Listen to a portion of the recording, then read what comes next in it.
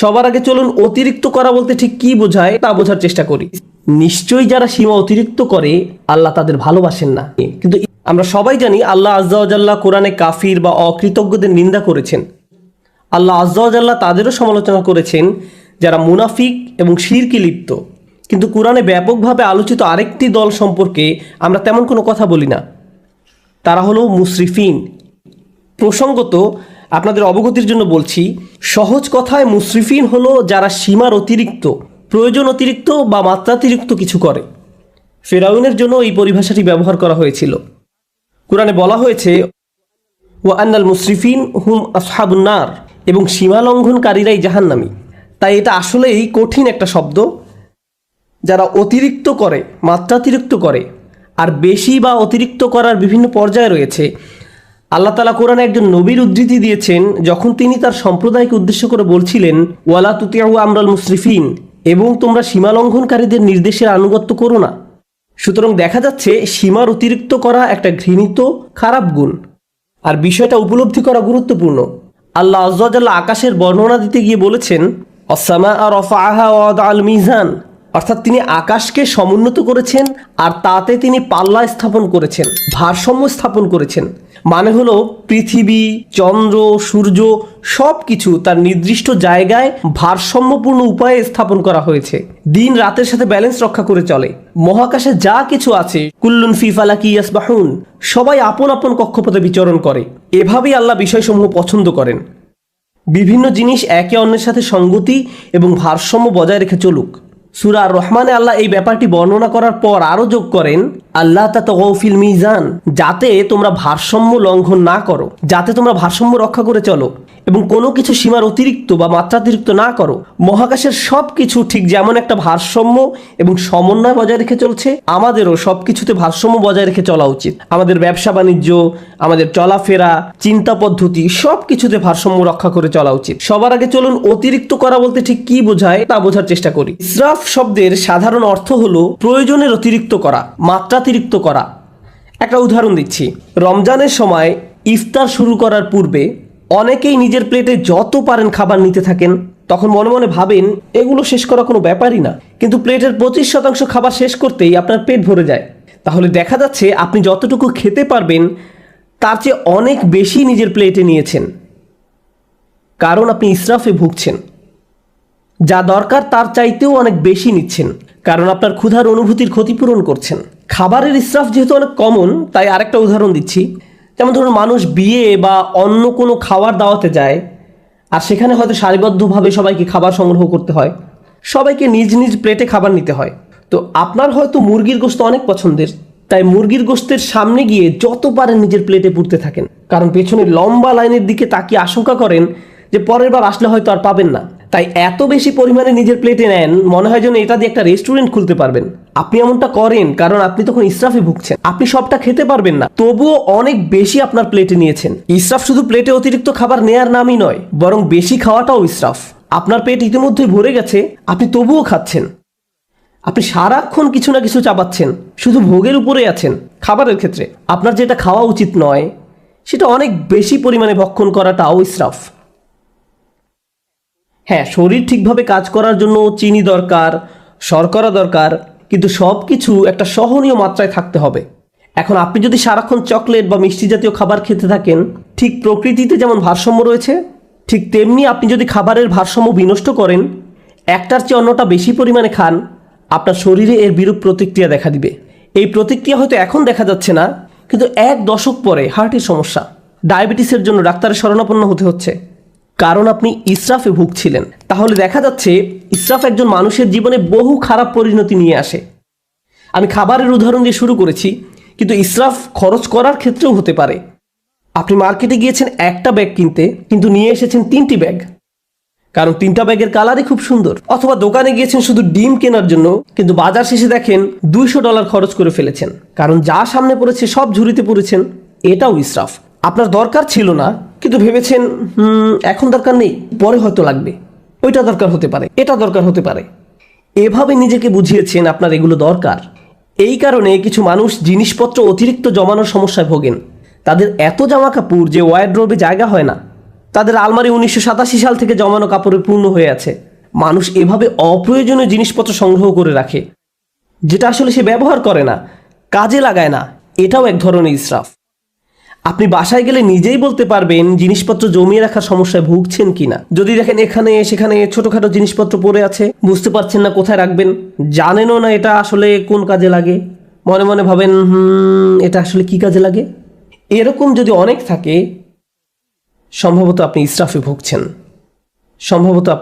ভুগছেন। তো জমিয়ে রাখা আর অতিরিক্ত চাওয়া একজন মানুষের জীবনে সত্যিকারের সমস্যা হিসেবে দেখা দিতে পারে।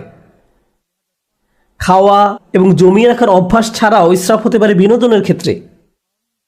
সবারই মাঝে মাঝে একটু রিল্যাক্স দরকার পড়ে। সোশ্যাল মিডিয়ায় কিছু একটা দেখা, কোথাও ঘুরতে যাওয়া বা কিছুক্ষণ খেলাধুলা করার মাধ্যমে একটু বিরতি নিতে পারেন, এটা সমস্যা না। কিন্তু কিছু কিছু মানুষের জন্য তার গোটা জীবনটাই যেন একটা বিরতি। ঘুম থেকে উঠেই বিনোদন করা শুরু করে, ঘুমোতে যাওয়ার সময়ও বিনোদন করে, একটার পর একটা জিনিস ক্লিক করতে থাকে, এভাবে ঘন্টার পর ঘন্টা পার হয়ে যায়। এটাও এক ধরনের ইসরাফ। কারোর সাথে বসবাস করা ঠিক আছে, কিন্তু হোয়াটসঅ্যাপে যদি আপনার বসবাস হয়ে থাকে তাহলে সেটা তো সমস্যা। সুতরাং সব কিছুর একটা ভারসাম্য যেমন আছে, ঠিক তেমনি অতিরিক্ত করে ফেলার ঝুঁকিও আছে। আর কোনো কিছুতে অতিরিক্ত ডুবে থাকা আসলেই সমস্যাজনক। আল্লাহ আযজা ওয়া জাল্লা এক জায়গায় সবচেয়ে কম ধমকের সুরে বলছেন, ইন্নাল্লাহা লা ইউহিব্বুল মুসরিফিন, নিশ্চয়ই যারা সীমা অতিরিক্ত করে আল্লাহ তাদের ভালোবাসেন না। কিন্তু ইসরাফ বিষয়ক যে আয়াতটি আমি আপনাদের সাথে শেয়ার করতে চাই, সূরা ইউনুসের আয়াত, আমি খুতবার শুরুতে আয়াতটি তেলাওয়াত করেছিলাম। বক্তব্য চলাকালে অন্যান্য ইসরাফ সম্পর্কেও আলোকপাত করব ইনশাআল্লাহ। এখানে যে ব্যাপারটি তিনি তুলে ধরেছেন তা কোরআনের আরও কিছু জায়গাতেও আলোচনা করা হয়েছে। তিনি বলছেন, মানুষ যখন কঠিন কোনো পরিস্থিতিতে পড়ে যায়, সেটা অর্থনৈতিক কোনো সমস্যা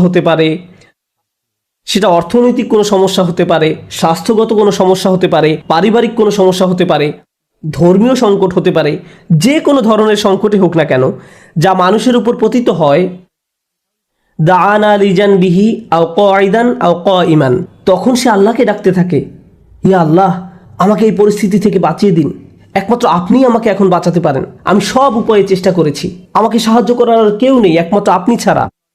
যে ব্যক্তি দাঁড়িয়ে বসে শয়নে আল্লাহকে ডাকতে থাকে, ইয়া আল্লাহ, আমার এই সমস্যাটা দূর করে দিন, আমাকে সাহায্য করুন, আমাকে সাহায্য করুন, আমাকে সাহায্য করুন, তখন সে বেপরোয়া হয়ে আল্লাহকে ডাকতে থাকে।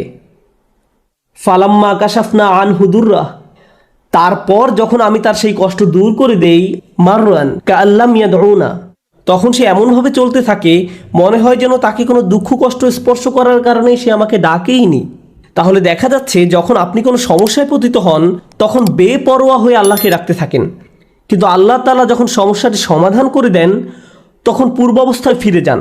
তখন আমরা এমন আচরণ করি মনে হয় যেন আমরা আল্লাহর নিকট কোনো প্রার্থনা করিনি, আমাদের চোখ থেকে অশ্রু নির্গত হয়নি, কিন্তু আমরা ঠিকই তখন কেঁদেছিলাম। আর এখন আমাদের কষ্ট দূর করে দেওয়ার পর আমরা আল্লাহকে ভুলে গিয়েছি, নিজের মতো করে জীবনে চলা শুরু করেছি। আপনাদের মনে প্রশ্ন আসতে পারে যে এর সাথে তাহলে ইসরাফের সম্পর্ক কি? মনে হচ্ছে এর সাথে ইসরাফের কোনো সম্পর্ক নেই, কিন্তু আল্লাহ যেভাবে এই আয়াতের সমাপ্তি টেনেছেন তার সাথে এর সম্পর্ক রয়েছে। কাযালিকা যুয়্যিনা লিল মুসরিফিনা মা কানু ইয়ামালুন, এভাবেই যারা সীমার অতিরিক্ত করে তাদের জন্য তাদের কাজকর্মগুলোকে চাকচিক্যময় বানিয়ে দেওয়া হয়েছে। এই আয়াতটি আমাদের জীবনের খুবই গোপন একটা বিষয় সম্পর্কে জানান দিচ্ছে। আপনি যদি অমিতব্যয়িতার জিন্দেগি যাপন করেন, সেটা টাকার ক্ষেত্রে হতে পারে, এমন কাজে টাকা ব্যয় করা যেখানে ব্যয় করা উচিত নয়, মাত্রাতিরিক্ত বিনোদন যা সম্পর্কে একটু আগে বলেছি, অতিরিক্ত সামাজিকতা, অর্থাৎ আপনি সব সময় কারো না কারোর সাথে আড্ডা দিয়ে থাকেন, সব সময় বাইরে ঘুরতে যান, বন্ধুদের সাথে মৌজমাস্তি করতে থাকেন, সব সময় মানুষের সাথে কথা বলে সময় কাটান, ফলে ইবাদত করার যথেষ্ট সময় পান না। আপনি যাই করেন না কেন মাত্রাতিরিক্ত করেন। আপনার জীবনযাপন পদ্ধতি যদি এরকম হয়ে থাকে তাহলে সব সময় বিভিন্ন রকমের সমস্যায় পতিত হবেন, আপনার উপর বিভিন্ন কষ্ট আপতিত হবে। আপনারা যেহেতু পুরুষ, তাই পুরুষদের নিয়ে একটা উদাহরণ দেই। একজন পুরুষ হিসেবে আপনার উপর বিভিন্ন রকমের দায় দায়িত্ব আছে। আপনার বাবা মায়ের প্রতি দায় দায়িত্ব আছে, ভাই বোনের প্রতি দায়িত্ব রয়েছে, আপনার স্ত্রীর প্রতি দায়িত্ব রয়েছে, আপনার সন্তান সন্ততির উপর দায়িত্ব রয়েছে, তার উপর রয়েছে ধর্মীয় দায় দায়িত্ব, চাকরির দায় দায়িত্ব, অর্থনৈতিক দায় দায়িত্ব, বন্ধু বান্ধবের খোঁজ খবর নেয়া, নিজের শরীর ঠিক রাখা সহ নানান রকমের ব্যাপার চারিদিক থেকে প্রতিনিয়ত আপনাকে টানছে। এখন কেউ যদি সিদ্ধান্ত নেয় যে সে সব কিছু ভুলে শুধু তার স্বাস্থ্যের উন্নতি নিয়ে পড়ে থাকবে, পাল্লাটা এখন একদিকে নামিয়ে দিয়েছে। সে হয়তো ভালো স্বাস্থ্য অর্জন করবে ঠিকই, কিন্তু জীবনের অন্যান্য ব্যাপারগুলো তার জন্য নানান রকম সমস্যা বয়ে নিয়ে আসবে। অথবা কেউ বলল আমি শুধু আমার সন্তানদের যত্ন নিব, বাবা মায়ের কথা ভুলে যাব। তাদের কথা ভুলে যান, তাহলেও আপনার জীবনে বহু সমস্যা দেখা দিবে। তাই আমরা যদি একটা ব্যাপারের কুরবানি দিয়ে অন্য ব্যাপারগুলো নিয়ে পড়ে থাকি, সব সময় কিছু না কিছু থাকবে যা আপনার মনোযোগের দাবি জানাবে, যার ভারসাম্য রক্ষা করা প্রয়োজন। প্রতিবার যখন আমরা একটা কিছু অতিরিক্ত পরিমাণে করি, এর মাধ্যমে আমরা আসলে অন্য আরেকটা ব্যাপারকে অগ্রাহ্য করি, বঞ্চিত করি, কিছু একটার অধিকার আমরা অস্বীকার করি। ফলশ্রুতিতে আমাদের জীবন পথে নানান রকম সমস্যা এসে জড়ো হয়। তারপর আমরা আমাদের সমস্যা দূর করে দেওয়ার জন্য আল্লাহর কাছে দোয়া করি। আমরা যখন কোনো কষ্টকর সময় পতিত হই, তখন একটি বিষয় আমরা পরীক্ষা করে দেখতে পারি, কোথায় আমি অতিরিক্ত কিছু করেছি, কোন কাজে আমি বেশি আচ্ছন্ন হয়ে পড়েছিলাম, কোন ব্যাপারটা আমি উপেক্ষা করেছি, আর কোন ব্যাপারটায় আমি অতিরিক্ত মনোযোগ দিয়েছি।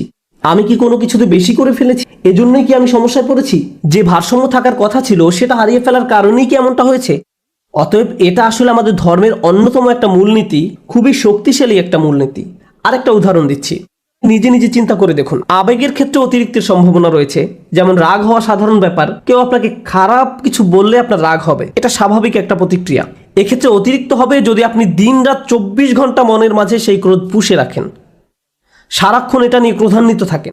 একটি পীড়াদায়ক কথা আপনাকে বলা হয়েছিল, আর আপনি কিনা সেই একটি কথা নিয়ে পড়ে রয়েছেন। আপনার চিন্তাভাবনার সব কিছুতেই এটাকে প্রভাব বিস্তার করতে দিয়েছেন। এর ফলে সব কিছুতে আপনার দৃষ্টিভঙ্গি পরিবর্তিত হয়ে গিয়েছে। কোনো কিছুই আপনাকে আর সুখী করে না, ভালো লাগে না। যেসব ব্যাপার আপনাকে কখনোই রাগান্বিত করতো না, সে ব্যাপারগুলো নিয়েও আপনি রেগে যান। সব কিছুতেই আপনি বিরক্তি প্রকাশ করেন। এমনটি যখন ঘটে, তখন আপনার আশেপাশের প্রিয়জনরা এর ফলে কষ্ট পায়। সুতরাং ধারাবাহিক একটা প্রতিক্রিয়া শুরু হয় এবং আপনি নিজেই একটা কষ্টে পতিত হন। কারণ একটা অনুভূতির ক্ষেত্রে আপনি ইসরাফ করেছেন, অনেক দূরে চলে গিয়েছেন। অন্য অনুভূতির ক্ষেত্রেও একই ব্যাপার ঘটেছে। যেমন মজা করা, কৌতুক করা বা মজা করা স্বাভাবিক আচরণ, কিন্তু আপনি যদি সারাক্ষণ হাসি ঠাট্টা করতে থাকেন, শেষে হয়তো কাউকে মনে কষ্ট দিয়ে বসবেন, কোনো কিছুতেই সিরিয়াস হতে পারবেন না। গুরুত্বপূর্ণ কিছু বলা হলো আর আপনি কিনা এটা নিয়ে মশকরা করতে থাকবেন। এর ফলে আপনি অন্য মানুষদের অনুভূতি উপলব্ধি করতে পারছেন না, তাদের প্রয়োজনটা আপনি বুঝতে পারছেন না। তাহলে ইসরাফ একজন মানুষের জীবনে বহু সমস্যা তৈরি করে। ইসরাফ নিয়ে আমার প্রিয় একটা দোয়া, যেটা সূরা আল ইমরানে এসেছে। আমি বহু কারণে এই দোয়াটি পছন্দ করি। তার একটি কারণ হলো, আল্লাহ আযজা ওয়া জাল্লা এমন কিছু মানুষের প্রশংসা করেছেন যারা রাসূলুল্লাহ সাল্লাল্লাহু আলাইহি সাল্লামের আগমনের বহু শতাব্দী পূর্বে তাদের নিজেদের নবীর সাথে নিয়ে আল্লাহ রাস্তায় যুদ্ধ করত। সেই মানুষদের নিজেদের নবী ছিল এবং তাদেরকে আল্লাহ রাস্তায় জীবন বিলাতে আহ্বান জানানো হতো। যুদ্ধে যাওয়ার পূর্বে তারা এই দোয়াটি করত, وما كان قولهم إلا أن قالوا রব্বানা ইগফির লানা যুনুবানা ওয়া ইসরাফানা ফি আমরিনা ওয়া সাব্বিত আকদামানা ওয়ানসুরনা আলাল কওমিল কাফিরিন। চারটা বিষয় চেয়ে তারা আল্লাহর নিকট দোয়া করত হাজার হাজার বছর পূর্বে। আল্লাহ দেখলেন এই দোয়াটি এতটাই কালোত্তীর্ণ এবং মূল্যবান যে তিনি দোয়াটিকে কোরআনের অংশ করে দিলেন। প্রথমত আল্লাহর রাস্তায় যুদ্ধ করা এই মানুষগুলো বলতো, হে আল্লাহ, আমাদের পাপগুলো ক্ষমা করে দিন। রব্বানা ইগফির লানা যুনুবানা, রব্বানা ইগফির লানা যুনুবানা, আমাদের ভুলগুলো, আমাদের লজ্জাজনক কাজগুলো ঢেকে দিন।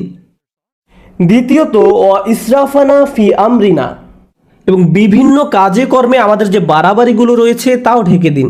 জীবনের বিভিন্ন ক্ষেত্রে প্রতিটি সিদ্ধান্ত নেওয়ার সময় যে বাড়াবাড়িগুলো করেছি, সীমার অতিরিক্ত যা কিছু করেছি, সেগুলো মাফ করে দিন। তাহলে তারা তাদের পাপগুলোকে একটা সমস্যা হিসেবে দেখলেন এবং কাজে বাড়াবাড়িগুলোকে আরেকটা সমস্যা হিসেবে দেখলেন। জানেন, দিন পালন করার ক্ষেত্রে অতিরিক্ত করার সমস্যা দেখা দিতে পারে। কোরআন আমাদেরকে বলছে, লা তাগলু ফি দীনিকুম, তোমরা দিনের ব্যাপারে বাড়াবাড়ি করো না। দিন পালনের ক্ষেত্রে কিভাবে বাড়াবাড়ি হয়?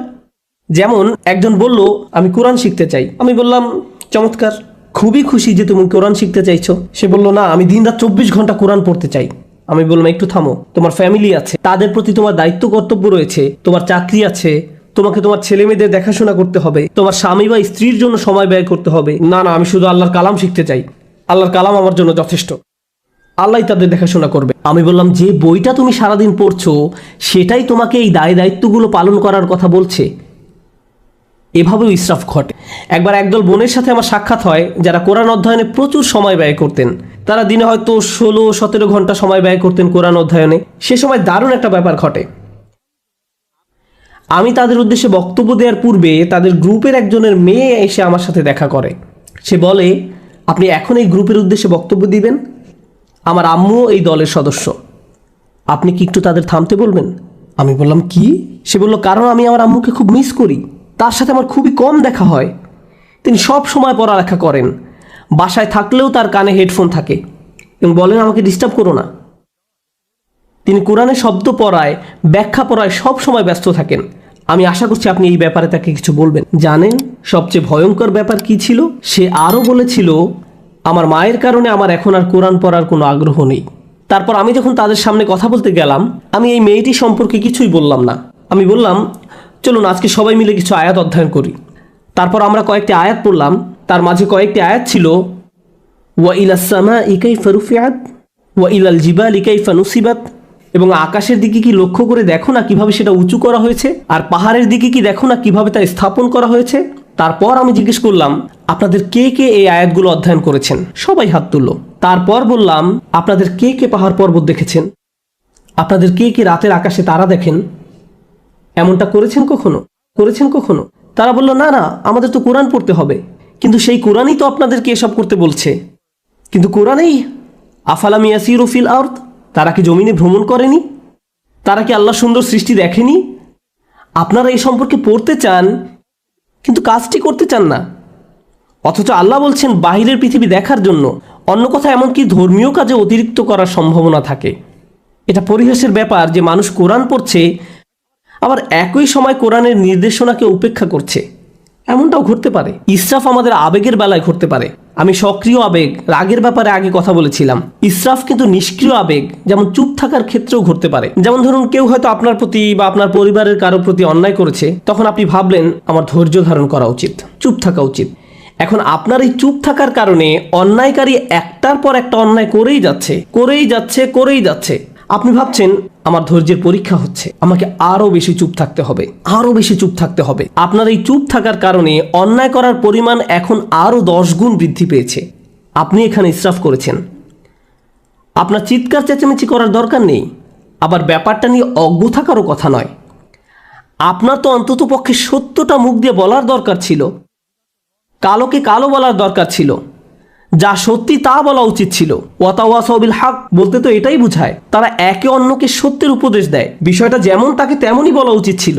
যদি অন্যায় হয়ে থাকে, অন্যায় বলতে হবে, সরি মা, এটা ঠিক নয়, সরি বাবা, এটা ভুল, সরি আমার স্বামী বা স্ত্রী, তুমি ঠিক কাজ করনি। অন্যায় করলে বলতে হবে। আপনি যদি এই কাজটি না করেন, তাহলে আপনি নিজের বিরুদ্ধে ইসরাফ করলেন বা অন্য কারো বিরুদ্ধে করলেন। তাহলে দেখা যাচ্ছে স্থান, কাল, পাত্র ভেদে ইসরাফ বিভিন্নভাবে প্রকাশ পেতে পারে। আমি আপনাদের সকল ক্ষেত্রের উদাহরণ দিতে পারবো না। আপনাকে আপনার নিজের জীবনের দিকে সতর্ক দৃষ্টি ফেলতে হবে। কোথায় আমি অনেক বেশি করছি আর কোথায় আমি যথেষ্ট পরিমাণ করছি না, কোন জায়গা থেকে আমি ফোকাস কমিয়ে ফেলেছি। এমনকি ভালোবাসার ক্ষেত্রেও ইসরাফ ঘটতে পারে। আপনি কাউকে নিয়ে অতিরিক্ত মাত্রায় আচ্ছন্ন হয়ে পড়েন, অতিরিক্ত পরিমাণ ডুবে থাকেন। মা তার সন্তানের প্রতি মাত্রাতিরিক্ত আসক্ত হয়ে পড়ে। সব সময় সে তার ছেলের চিন্তায় মশগুল থাকে। কি করছে এখন, কি খেয়েছো, ভালোভাবে ঘুমিয়েছো, তুমি কি এখনো অফিসে, বাসায় আসবে কখন, বাসায় আসছো না কেন। সারাক্ষণ ছেলের চিন্তা তাকে ব্যস্ত করে রাখে। কোনো মা যদি এমনটা করে, তাহলে সে তার স্বামীর প্রতি কর্তব্য পালন করতে পারবে না। তাহলে সালাতে যেভাবে তার মনোযোগ রাখার কথা ছিল রাখতে পারবে না। তাহলে সে তার নিজের স্বাস্থ্যের যত্ন নেওয়ারও সময় পাবে না। এক্ষেত্রেও আমরা একই পরিণতি দেখতে পাচ্ছি। আপনি যখন একদিকে মাত্রাতিরিক্ত মনোযোগ দিবেন, তখন অন্য দিকগুলোর ভারসাম্য নষ্ট হবে। আর এই ভারসাম্য ঠিক রাখা সহজ ব্যাপার নয়। এজন্যই এই দোয়ার কথাগুলো আসলেই তাৎপর্যপূর্ণ। প্রথমে আমরা আল্লাহর কাছে আমাদের গুনাহ মাফের জন্য দোয়া করছি, তারপর আমরা দোয়া করছি আমাদের কাজকর্মে বাড়াবাড়িগুলো ঢেকে দেওয়ার জন্য। অন্য কথায়, যখনই আপনি কোনো কিছু মাত্রাতিরিক্ত করে ফেলছেন, নিশ্চয়ই এর ফলে অন্য কিছুর ভারসাম্য বিনষ্ট হয়ে গিয়েছে। ওয়াসাব্বিত আকদামানা, আমাদেরকে দৃঢ় পদ রাখুন, আমাদেরকে অবিচল রাখুন। সাব্বিত আকদামানা, পা সুদৃঢ় করুন। আমরা এখান থেকে কি শিখছি? ইসরাফ কি করে? ইসরাফ আপনার জীবনের ভারসাম্য নষ্ট করে ফেলে। আমরা সূরা ইউনূসের অন্য একটি আয়াত শিখেছি, ইসরাফ আমাদের জীবনে নানা রকম সমস্যা নিয়ে আসে, আর এখানে আমরা শিখছি আমাদের পা দৃঢ় থাকবে না যদি আমাদের জীবনে ইসরাফ থাকে। প্রতিবার যখন কিছু আপনি মাত্রাতিরিক্ত করছেন, জীবনের অন্য কিছু তার গতিপথ হারিয়ে ফেলতে পারে। আপনার জীবনে এখন উদ্বেগ উৎকণ্ঠা দেখা দিয়েছে, আপনি সমন্বয় অনুভব করতে পারছেন না, আপনি আপনার অন্তর দিয়ে তা উপলব্ধি করতে পারেন এবং বাইরে থেকেও সঠিক মনে হয়, কিন্তু সব কিছু যখন ভারসাম্য হারিয়ে ফেলে ঠিকমতো ঘুমাতে পারেন না, মানসিক শান্তি হারিয়ে যায়। আপনার চিন্তাভাবনার দিকে নজর দিলেই বুঝতে পারবেন ইসরাফ করছেন কিনা। শুধু নিজের চিন্তার দিকে নজর দিলেই, যদি আপনার পা দৃঢ় থাকে এবং যে অবস্থায় আছেন সেখানে যদি নিজেকে নিরাপদ অনুভব করেন, এটা আসলে প্রমাণ করে যে আপনার জীবন থেকে ইসরাফ দূর হয়ে গিয়েছে। রব্বানা গফির লানা যুনুবানা ওয়া ইসরাফানা ফি আমরিনা ওয়া সাব্বিত আকদামানা। সবশেষ যেহেতু আপনি আপনার জায়গায় অবিচল আছেন, এজন্য অনসুরনা আলাল কওমিল কাফিরিন, আমাদেরকে কাফেরদের মোকাবেলায় সাহায্য করুন। আল্লাহ মানুষদের প্রার্থনার কথাগুলো বর্ণনা করেছেন। যুদ্ধে যাওয়ার পূর্বে আমাদেরকে শক্তিশালী করে তুলুন। এখানে কিভাবে আপনি শক্তিশালী হয়ে উঠবেন? সবার আগে আল্লাহ আপনাকে ক্ষমা করে দিবেন, তারপর আপনাকে অতিরিক্তের ক্ষতি থেকে বাঁচিয়ে দিবেন। ফলশ্রুতিতে আপনি শক্তিশালী হয়ে উঠবেন, আর তাই এখন আপনি শত্রু মোকাবেলা করার জন্য প্রস্তুত। অনসুরনা আলাল কওমিল কাফিরিন। এভাবে গভীর দৃষ্টিকোণ থেকে চিন্তা করলে আমরা বুঝতে পারবো কিভাবে আমাদের জীবনে ব্যালেন্স রক্ষা করব, কিভাবে আমাদের জীবনে ভারসাম্য ফিরিয়ে আনবো। আল্লাহ আযজা ওয়া জাল্লা ইসরাফ সম্পর্কে জিজ্ঞাসা করবেন। আপনাদের কেউ কেউ নিজের ছেলে মেয়েদের ভালোবাসার ক্ষেত্রেও ইসরাফ করেন। আপনি একজনের চেয়ে অন্যজনের প্রতি বেশি ভালোবাসা দেখান। এমনকি আপনি যদি খারাপ ব্যবহার নাও করেন, একজন কাছে আসলে তাকে আদর করে জড়িয়ে ধরেন, চুমু খান, আর অন্যজন কাছে আসলে তাকে দূর থেকে আসসালামু আলাইকুম, তাকে কাছে টেনে নেন না। আপনি তার সাথে খারাপ আচরণ করেননি, কিন্তু তবু এটি ইসরাফ। প্রতিক্রিয়া দেখানোর ক্ষেত্রেও ইসরাফ হতে পারে। একজন বিস্কুট খেলে আপনি তাকে ধমক দিয়ে বলেন, হেই তোমাকে না বিস্কুট খেতে নিষেধ করেছিলাম, আর অন্যজন খেলে তাকে আদর করে বলেন, ও তুমি কেন বিস্কুট খেয়েছো। এখানেও কিছুটা ইসরাফ হয়ে যাচ্ছে। আপনার এমন আচরণ ভবিষ্যতে দুইজনের মাঝে সমস্যা তৈরি করবে। সে আপনার প্রতি ক্রুদ্ধ হবে না, সে রাগ দেখাবে তার ভাইয়ের প্রতি। তারপর আপনি ভাবেন তারা এভাবে মারামারি করে কেন? তারা পরস্পর মারামারি করছে আপনার ইসরাফের কারণে। আপনি এটা তৈরি করেছেন, আপনি এই সমস্যা তৈরি করেছেন। সুতরাং আমি এবং আপনি যেভাবে চলাফেরা করি, যেভাবে মানুষের সাথে আচার ব্যবহার করি, অন্যদের সাথে আবেগের দিক থেকে যেভাবে আচরণ করি, আমাদের মনের অবস্থা কেমন থাকে, এই সবগুলো বিষয় পুনরায় পরীক্ষা করে দেখতে হবে, যেন আমরা ইসরাফ করা মানুষে পরিণত না হই। কারণ আল্লাহ সুবহানাহু ওয়া তাআলা ইসরাফ করা মানুষদেরকে ভালোবাসেন না। এজন্যই আল্লাহ বলছেন, লা তুতিউ আমরাল মুসরিফিন, যারা সীমার অতিরিক্ত করে তাদের সিদ্ধান্তের অনুসরণ করো না। আমরা দোয়া করি আল্লাহ যেন আমাদের সব ধরনের ইসরাফ থেকে দূরে রাখেন এবং আমাদের জীবনের কোন কোন ক্ষেত্রে আমরা ইসরাফ করছি তা যেন শনাক্ত করার তৌফিক দান করেন এবং এর ফলে যেন আমরা একটি ভারসাম্যপূর্ণ জীবনযাপন করতে পারি। আল্লাহ আমাদের সবাইকে যেন দৃঢ়পদ মানুষে পরিণত করেন এবং আমাদের পাপগুলো ক্ষমা করে দেন।